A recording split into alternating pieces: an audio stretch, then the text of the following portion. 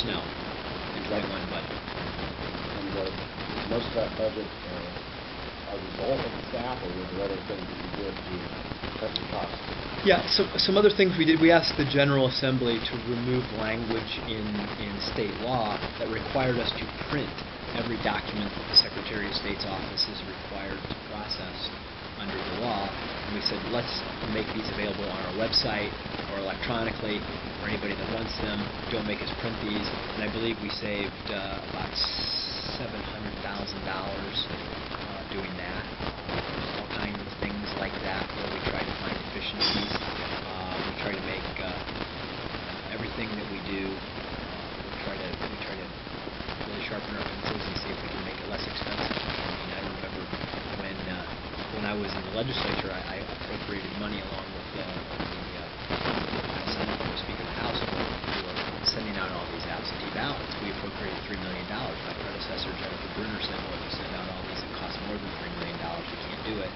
Well, we just did it for $1 million. We do it. We've done a lot of these things less expensively than they were done in the past.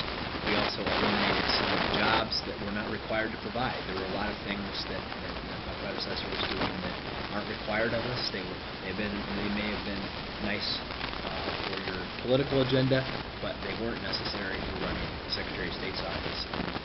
And look, a lot of people were asked to sacrifice in this last budget. Some people around Capitol Square increased their budget. We cut ours. If you had a magic wand and could make the legislature do anything you wanted, what kind of package of election law changes, or what kinds of things would you want to see implemented to avoid the kinds of legal challenges that you faced concerning early voting and those kinds of things? Well, just because you get the legislature to do it doesn't mean that you avoid legal challenges. Anybody can file a lawsuit, no matter how frivolous it is, and create a controversy, which many people do for political purposes, especially. I would say this. We have a bipartisan plan for voting right now. 28 days, including some weekend hours, voting by mail. I'd have the legislature adopt that full plan and put it into law, and set all those decisions aside for the future.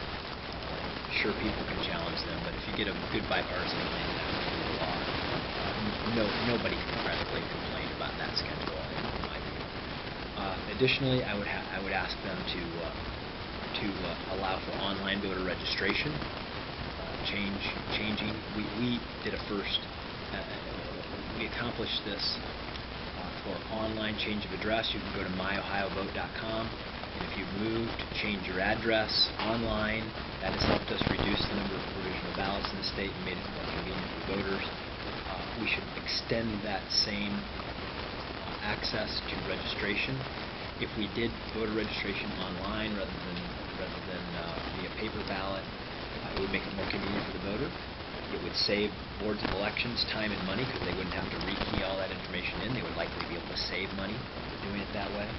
And it would be more secure because we could immediately match that voter's information with the statewide database to BMV to make sure that these are truly legally eligible Ohioans that were registering to vote. So that would be another thing. And then the last thing is I would ask them to implement the redistricting reform plan in terms of putting it on the ballot so we can stop the partisan gerrymandering that goes on with our legislative congressional districts. If I could get the General Assembly to do those three things, elections would be better off, and so would every Ohioan. And how would, give me your plan again, how would you reform redistricting, your portion? A 7-member board that includes at least 5 members, that would require at least a 5-member vote to pass any plan, including at least 1 vote from a member of the minority party. The 7 members of the commission would be the governor, auditor, secretary of state, 2 minority members from the legislature, and 2 majority members from the legislature. And then we would build guardrails around the process that would prohibit them from drawing any district that crosses a county line until you've used the entire population of that county. So we wouldn't have these long, sprawling, narrow districts. It would require you to keep counties intact, which would mean compact districts, which would mean more competitive districts, which would mean better democracy in the state of Ohio and better governance in Washington and in Capitol Square. Why do you think that I think that both sides are always handicapped by a few voices that say, well, why should we compromise when we can win? And there's a tendency to always want more and more power in politics, and what I'm saying is that everybody should be for fair rules, because the power that can work for you today can work against you tomorrow, and this isn't about if you can get partisans out of this.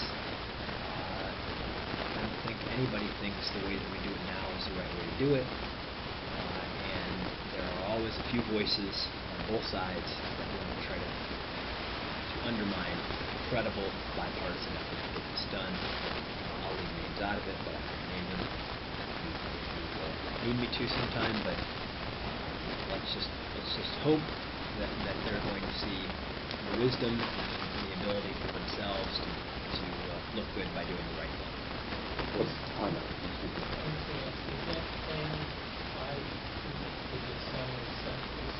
Yes, it would come once every 10 years, as we're required to under the federal law to redraw congressional districts and reapportion municipals. Well, okay, I didn't know the timing was when you do that again. I was going to ask. Yeah, it's 2022, and let's look backwards at this. The 2022 is when the next set of districts would have to be in place for the election. Under the next redistricting and reapportionment process. The next election to select the people under the current system is 2018. So we're really only 4 years away from selecting the people that will draw the next congressional lines and the state house lines, I guess I would say. Now,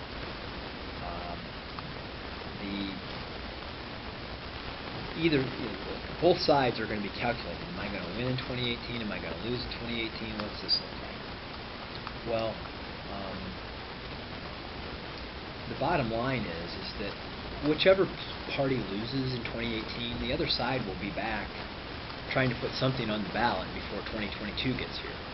And my plea to them now is that don't let some outside group get control of this and do it in a way that you may not like.